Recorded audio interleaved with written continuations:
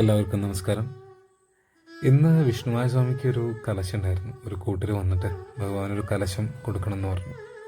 അതായത് വിഷ്ണുമായക്ക് ഏറ്റവും ഇഷ്ടമുള്ള നേദ്യങ്ങൾ, അട, പത്തിരി, കള്ള്, പൊടി, അങ്ങനെയുള്ള കുറച്ച് ഭംഗിയായിട്ടുള്ള നേദ്യങ്ങളെ വെച്ചിട്ട് ഭഗവാനൊരു പൂജയാണ്. വിഷ്ണുമായക്ക് കലശം കഴിഞ്ഞ് കഴിഞ്ഞാൽ പിന്നത്തെ ഡ്യൂട്ടി അനിയനാണ്, കുഞ്ഞിക്ക്. അവന് കീഴ്ക്കാവൽ ഗുരുതി തയ്യാറാക്കുന്നു. പിന്നെ ദേവിക്ക് കീഴ്ക്കാവലമ്മയ്ക്ക് ഗുരുതി നടത്തുന്നത് കുഞ്ഞിയാണ്.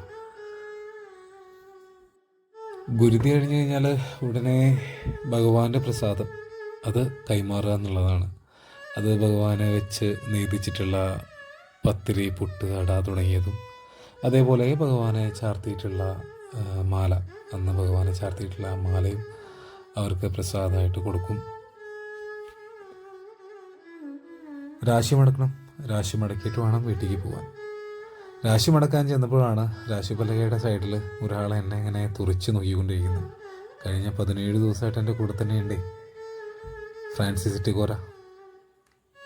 ആള് പകുതിയായിട്ടുള്ളൂ. ആളെ ഒന്ന് മുഴുവനാക്കണം.